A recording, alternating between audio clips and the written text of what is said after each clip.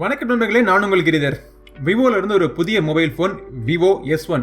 ஏற்கனவே நம்ம சேனல்ல இந்த Vivo S1 உடைய டாப் ஹைலைட்ஸ்லாம் ஒரு வீடியோ தனியா போட்டேன். அதை நீங்க பார்த்துருப்பீங்கன்னு நினைக்கிறேன். இந்த பதிவில் இந்த Vivo S1 உடைய விமர்சனம் பார்ப்போம். ஆனா எப்பயும் போல பார்க்குற ஃபார்மேட் இல்லாம ஒரு வித்தியாசமான ஃபார்மேட்ல இந்த மொபைல் ஃபோனுடைய விமர்சனத்தை நம்ம பார்ப்போம்.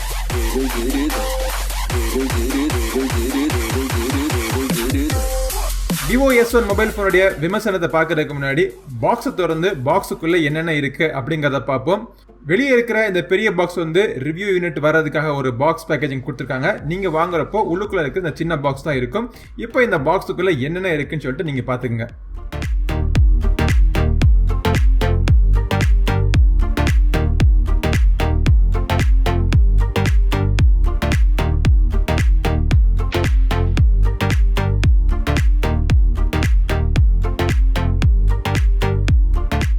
சரி, இப்போ பாக்ஸ்ல இருக்கிறதெல்லாம் என்னன்னு தெரிஞ்சிருக்கும் உங்களுக்கு. இப்போ மொபைல் போனை பத்தி பார்ப்போம். இந்த Vivo S1 மொபைல் போனுடைய டிசைன்ல இருக்கிற பிளஸ் பாயிண்ட்ஸ் என்ன அப்படின்னு பாத்தீங்கன்னா, ஒரு ஃப்ரெஷ்ஷான டிசைன்.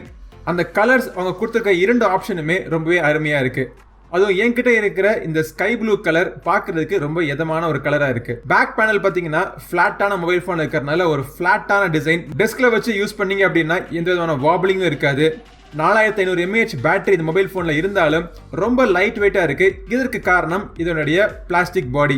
பட் பிளாஸ்டிக் பாடி சில பேர் இதோட நெகட்டிவ் அப்படின்னு கூட சொல்லலாம். ஏன்னா கிளாஸ் பாடியோட பிளாஸ்டிக் பாடி ஸ்கிராச் ஆகிறதுக்கான வாய்ப்புகள் அதிகமா இருக்கு. மொபைல் போனுடைய கீழ்ப்புறத்துல 3.5mm ஆடியோ ஜாக் கொடுத்திருக்காங்க. சைட்ல பாத்தீங்கன்னா பிரத்யேகமா கூகுள் அசிஸ்டன்ட்டுக்குனே ஒரு தனி பட்டன் கொடுத்திருக்காங்க. ட்ரிபிள் கார்டு ஸ்லாட் இருக்கு. ஒரே நேரத்தில் 2 சிம் கார்டும் ஒரு SD கார்டும் போட்டு நீங்க யூஸ் பண்ணிக்கலாம். நெகட்டிவ் பாயிண்ட்ஸ் அப்படின்னு பார்த்தோம்னா, இந்த மொபைல் போன்ல மைக்ரோ USB போர்ட் தான் யூஸ் பண்ணிருக்காங்க. But micro USB port use பண்ணிருக்கனால பெரிய ஒரு நெகட்டிவ் கிடையாது. ஏன்னா ஃபாஸ்ட் சார்ஜிங் சப்போர்ட்டும் இருக்கு. டேட்டா டிரான்ஸ்ஃபருமே ஃபாஸ்டா இருக்கு. மோனோ ஸ்பீக்கர் தான் கொடுத்திருக்காங்க. ஓகே, இது வந்து மிட் ரேஞ்ச் மொபைல் போன்ங்கிறதுனால நம்ம மோனோ ஸ்பீக்கர் மன்னிச்சு விட்டுறலாம்.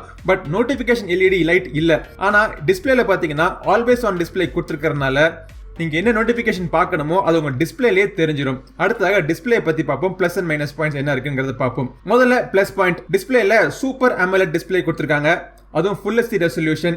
டிஸ்பிளே நல்லா பஞ்சியா, கலர்ஸ் எல்லாம் அக்யூரேட்டா இருக்கு.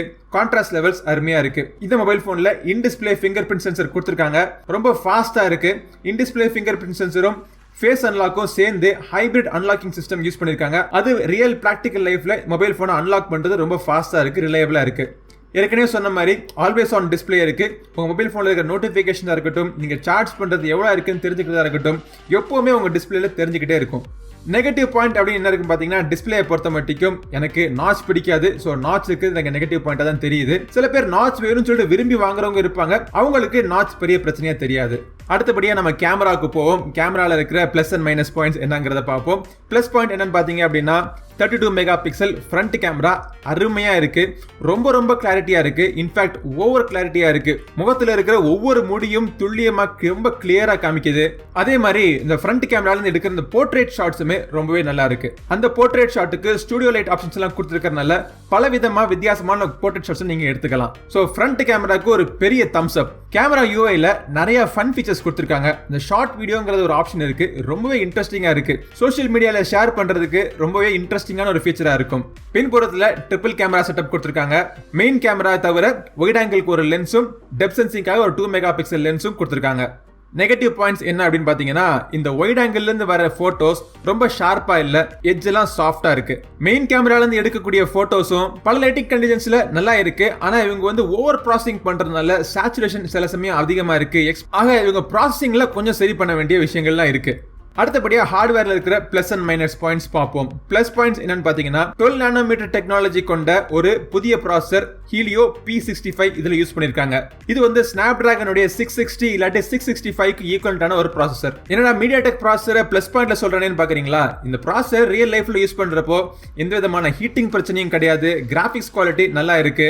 கேம் விளையாடுறதுக்கு ஒரு பெர்ஃபெக்ட்டான ஹார்ட்வேரா எனக்கு தெரியுது. கிராபிக்ஸ் உடைய குவாலிட்டியா இருக்கட்டும், ஃப்ரேம் டிராப்ஸ் இல்லாம, லாக் இல்லாம கேம் விளையாடுற எக்ஸ்பீரியன்ஸா இருக்கட்டும், இல்ல நார்மல் அப்ளிகேஷன்ஸ் திறக்கிறதா இருக்கட்டும், எல்லாமே இந்த மொபைல் போன்ல ஃபாஸ்டா ஸ்மூத்தா இருக்கு. எல்லா விதமான சென்சரும் நீங்க கேட்கிற எல்லா சென்சரும் மொபைல் போன்ல கொடுத்துட்டாங்க. நெகட்டிவ் பாயிண்ட்ஸ் அப்படின்னு பாத்தீங்கன்னா மீடியாடெக் ப்ராசஸர் இவங்க கொடுத்திருக்கிறது ஒரு நெகட்டிவ் பாயிண்ட் தான், இல்லைன்னு சொல்லல. பட் பெர்ஃபார்மன்ஸ்ல குறை சொல்ல முடியாது. கஸ்டம் ராம் மற்றும் டெவலப்பர் கம்யூனிட்டியோட சப்போர்ட் மீடியாடெக் ப்ராசஸருக்கு பொதுவாகவே கம்மி. அது மட்டும் இல்லாமல் குவால்காம்னுடைய குவிக் சார்ஜ் டெக்னாலஜி இந்த மொபைல் போன்ல நீங்க யூஸ் பண்ண முடியாது. சோ மீடியாடெக் ப்ராசஸர் யூஸ் பண்றதுனால இதுதான் ஒரு பிகெஸ்ட் நெகட்டிவ் பாயிண்ட். சரி, அடுத்தபடியா சாஃப்ட்வேர் டிபார்ட்மெண்ட்ல பிளஸ் அண்ட் மைனஸ் பாயிண்ட்ஸ் பார்ப்போம். முதல்ல பிளஸ் பாயிண்ட், இவங்க வந்து லேட்டஸ்ட் ஆண்ட்ராய்டு 9 கொடுத்திருக்காங்க. அதுலயே ஃபன் டச் ஓஎஸ் மூலமா நிறைய ஃபீச்சர்ஸ், எக்கச்சக்கமான ஃபீச்சர்ஸ் எல்லாம் கொடுத்திருக்காங்க. அல்ட்ரா கேமிங் மோட்னு சொல்லிட்டு ஒரு கேம் சூட் ஒன்று கொடுத்திருக்காங்க. இது கேம் விளையாடுறதுக்கு ரொம்பவே ஹெல்ப்ஃபுல்லா இருக்கு. அப்புறம் பைக் ஓட்டுறப்போ பைக் மோட் நீங்க எனேபிள் பண்ணிக்கலாம். டார்க் யூஐ டார்க் மோட் கொடுத்திருக்காங்க. காஸ்டிங் ஃபீச்சர், மொபைல் போன்ல இருந்து எங்க டிவிக்கு காஸ்டிங் பண்றதுக்கு தனி ஒரு ஃபீச்சர் கொடுத்திருக்காங்க.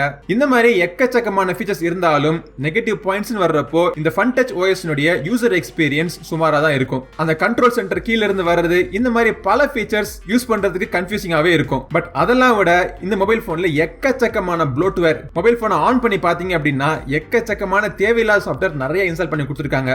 சிலதை அன்இன்ஸ்டால் பண்ணலாம், ஆனா சிலதை அன்இன்ஸ்டால் பண்ணவே முடியாது. அப்படி அன்இன்ஸ்டால் பண்ண முடியாத சாஃப்ட்வேர்ல இருந்து அடிக்கடி நோட்டிபிகேஷன் வந்துகிட்டே இருக்கு. அடுத்தபடியா பேட்டரியை பார்ப்போம். 4500 mAh பேட்டரி கொடுத்திருக்காங்க. அதுவும் இவ்வளவு ஸ்லிம்மான லைட் வெயிட்டான மொபைல் போன்ல 4500 mAh பேட்டரி கொடுத்திருக்கிறது ரொம்பவே நல்ல விஷயம் தான். பாக்ஸ்ல இருக்கிற 18 வாட் டூயல் இன்ஜின் சார்ஜர் வச்சு நீங்க சார்ஜ் பண்றப்போ மொபைல் போனை 0 to 100% சார்ஜ் பண்றதுக்கு 100 இருந்து 110 மினிட்ஸ் வரைக்கும் ஆகுது. ஒன்ஸ் சார்ஜ் ஆயிடுச்சு அப்படின்னா 2 days வரைக்கும் பேட்டரி தாக்கு பிடிக்குது. 6 to 7 hours வரைக்கும் உங்களுக்கு ஸ்கிரீன் ஆன் டைம் கிடைக்குது. இதுல நெகட்டிவ் என்ன சொல்லலாம்னு பாத்தீங்க அப்படின்னா, இவங்க பாக்ஸ்ல கொடுத்திருக்க அந்த 18 வாட் சார்ஜர் மட்டும் யூஸ் பண்ணீங்கன்னா உங்களுக்கு ஃபாஸ்ட் சார்ஜிங் கிடைக்கும். வேற எந்த சார்ஜர் நீங்க யூஸ் பண்ணாலும் இந்த மொபைல் போன்ல நார்மல் சார்ஜிங் ஸ்பீட் தான் உங்களுக்கு கிடைக்கும். ஒவ்வொரு டிபார்ட்மெண்ட்லயும் இந்த Vivo S1 மொபைல் போனுடைய பிளஸ் அண்ட் மைனஸ் பாயிண்ட்ஸ் பார்த்துட்டோம்.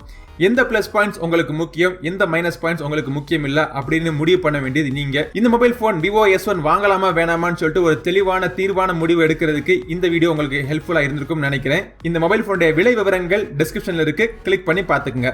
இந்த பதிவு உங்களுக்கு பிடிச்சிருந்துச்சுன்னா லைக் பண்ணுங்க, ஷேர் பண்ணுங்க, சப்ஸ்கிரைப் பண்ணுங்க. அடுத்த பதிவு உங்களை மீண்டும் சந்திக்கும் வரை உங்களிடமிருந்து விடைபெறுவது உங்கள் நண்பன் கிரிதர். வாழ்க தமிழ், வளர்க பாரதம். நன்றி, வணக்கம்.